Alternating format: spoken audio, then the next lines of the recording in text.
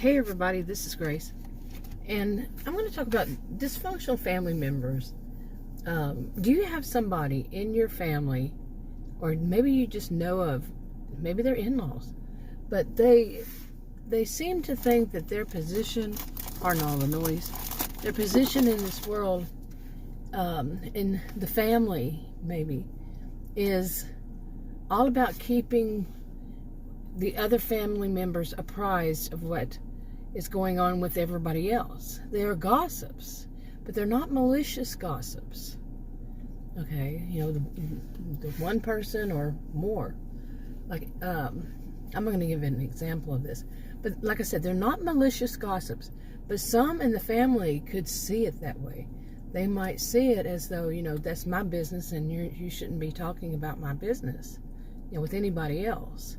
But some depend on it. Some, they just, you know, it's okay. You know, some see it as just what it is, you know, keeping up with what is going on with other family members, you know, see how their lives are going, you know, if they haven't been in touch with them lately, you know, something like this. There's various ways people can see it. And these, and I'm going to give an example, like I said, I'll go ahead and say it's Cindy and her adult daughter, Rain, R-A-I-N. Okay, and they both think that this way, that, you know, they're just helping the other ones keep up with what's going on. Now, Cindy, the mother, she's wealthy. She doesn't work. Her daughter's off at university, and she's staying there at the time, and but when she's back home, they catch up with one another, you know, more than they do on the phone. You know, she gives her daughter some, you know, room because she's attending university and she needs to study and all that. And, but both of them see it as just helping the family out. But there are members who do not. Okay, a little background to Cindy. Like I said, she's very wealthy, but many of the people in their families are in her family, the extended, you know, family, the cousins, the grandparents, all of them. They have been they're old money, very wealthy. Not all of them. Okay, I should say not all of them. Some of them they ran into trouble years before, and they basically got kicked out. You know, kicked out of the certain area of the county. They all kind of live in the same areas of the county. You know, like I'm going to say, not all in all of this. And they got kicked out, and they had it kind of rough. And, you know, it's not just this generation, but past. And they're more of the vicious type, and, you know, their gossip is malicious and all that. Anyway, like Cindy's cousins to a woman named Bess, and another Debbie, and her sister Donna. Okay, now these are you know, they gossip too. Okay, and okay, so I'm looking at some notes I've written on this, but basically, Cindy, you know, she had been married, but her husband just left, you know, served her papers, and she never heard from him again. And so she and her daughter, Rain, they became very close, but they also really didn't go much out and didn't have much with other people for a while. And during that time, they really became more and more of this about talking about the family and what everybody else is doing. Like I said, not malicious. And it kind of grew from there when Rain was young, and it grew from there. Now, Cindy, she has this weird way of keeping up with what she's told. Maybe not so weird, but she does keep up with what she's told to people, what they said, and what she needs to tell them, you know, something, you know, along this line. And she writes everything down in composition books. Okay, and she has one for each person, you know, in the family, and they've got lots of cousins, lots of family, and she just keeps track of it. It's kind of like writing a diary in a way, and but this way she can keep track of what she needs to tell them when, and she kind of like has it on a schedule, you know, so she doesn't call one too often. But if something big happened, then she thinks, this one or that one needs to know, she'll break her schedule, to do it. Okay, and now she doesn't gossip about other people or anything like that, but it's just a family. Like I said, she really doesn't see it as gossip. Now, when it does seem more like gossip, not to her though, is when she goes twice a week to a cafe. It's not real close, but it's kind of like nobody knows her out there, and she likes that she goes to this cafe, and she basically has kind of a little bit of a different persona when she goes there, and she talks to them.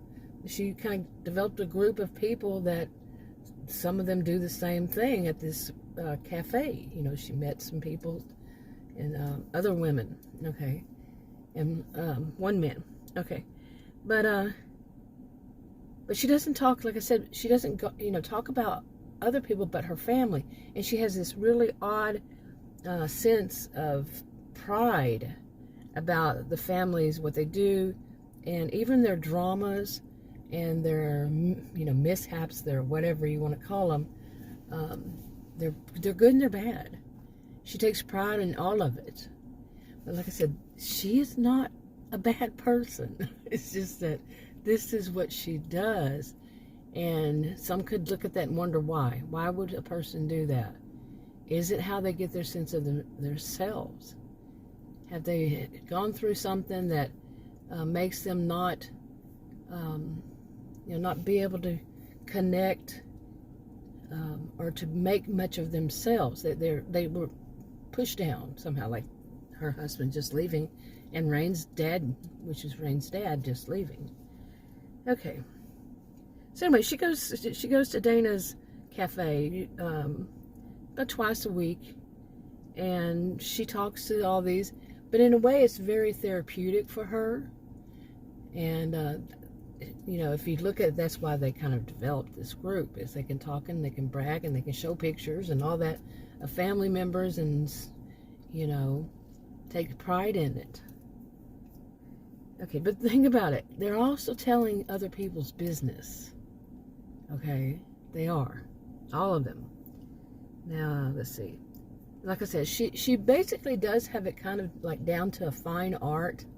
The way she tells, like she talks to her cousins and all that, and mainly her cousins, and keeps them updated. Sometimes, the aunts, and uncle, the aunts, and they basically keep it within the women. Some men, but mainly the women. And this is how she feels her time, and how it makes her feel good about herself and about her family, to have this sense of knowing so much about her family, and she feels really close to family. Okay, and like I said, she and her daughter are like two peas in a pod, and in doing this, but they both kind of have a reputation as being the town gossip. With some of them, and her daughter's off at university, and she started, staying in a dorm, and she's starting to get that same kind of thing. She does it with the people in the dorm. She just tells, says what's going on with people in the dorm, and some people don't like that. Okay. Now, what about you? How would you see it if somebody in the family, they're innocent people. They're not, like I said, they're not malicious people. They're kind of innocent, and they have pride in the family, and they just share what's going on, and they really do see it that way. And anybody, any family member or anybody that gets to know them sees them that they're rather innocent, naive maybe, that they don't realize that this could be stepping over people's boundaries, that you just don't tell family business to everybody, you don't tell everybody. But then some of them rely on them to know some of them call them and to find out what's going on with them. And it's not that malicious gossip. And with any of the family members, it's not, well, some. Okay, the bad ones, yeah, it can be bad. It can be malicious. The ones that basically got kicked out. So, but anyway, how would you feel? What do you feel about, if your family is in any way dysfunctional, or maybe, like I said, it could be the in-laws too, or either or. But how would you feel if something's good or bad going on with your life? Do you feel okay if they go around telling everybody else about the good stuff?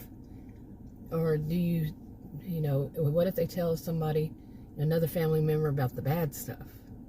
When do you say, where do you draw the line, that boundary? Or do you? Or is it totally off the table?